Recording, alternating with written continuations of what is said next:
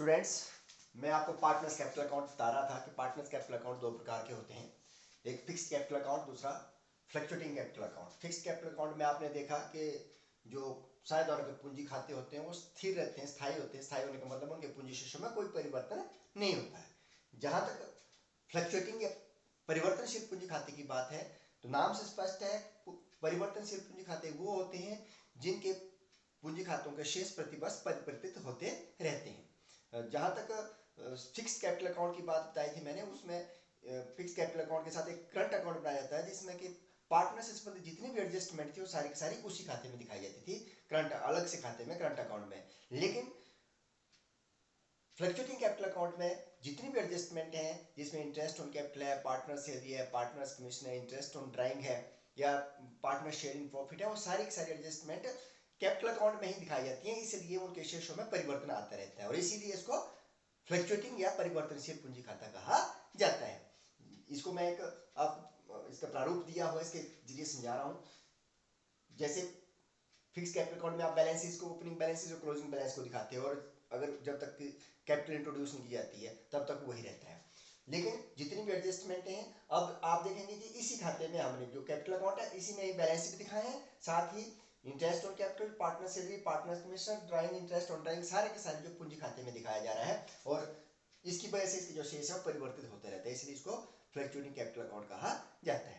ठीक है, तो इसको समझना बहुत जरूरी है। और अगर क्वेश्चन में कोई डायरेक्शन नहीं दी गई हो, कुछ नहीं बताया गया कौन सा खाता बनाना, तो इसी खाते का प्रयोग किया जाता है जिसको फ्लक्चुएटिंग कैपिटल अकाउंट कहा जाता है। तो पार्टनर्स कैपिटल जब भी बनाए जाएंगे तो इसी मेथड के आधार पर बनाए जाते हैं। जहां तक कई बार प्रश्न आ जाता है what is difference between fix capital account and fluctuating capital account, तो इसमें 3-4 पॉइंट आप दे सकते हैं।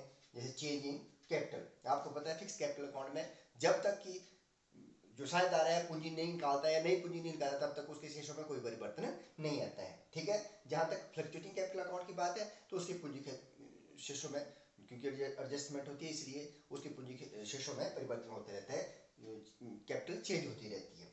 नंबर ऑफ अकाउंट्स आपको पता है फिक्स कैपिटल अकाउंट में मैंने बताया था आपको कि कैपिटल अकाउंट के साथ साथ करंट अकाउंट बनाया जाता है, तो एक साथ दो खाते बनाए जाते हैं। जहां तक फ्लक्चुएटिंग कैपिटल अकाउंट की बात है सारे के सारे एडजस्टमेंट इसी में की होती है, इसलिए एक ही पूंजी खाता तैयार किया जाता है। रिकॉर्डिंग ऑफ ट्रांजैक्शंस, तीसरा पॉइंट डिफरेंस का, तो आपको पता है कि जितनी भी एडजस्टमेंट है पार्टनर से रिलेटेड उसके लिए करंट अकाउंट अलग से बनाया जाता था फिक्स कैपिटल अकाउंट के साथ। जहां तक फ्लक्चुएटिंग कैपिटल अकाउंट की बात है तो सारी की सारी एडजस्टमेंट इसके अंदर ही दिखाई जाती है। तो जो ट्रांजेक्शन है वो सारे के सारे परिवर्तनशील पूंजी खाते में ही दिखाए जाते हैं।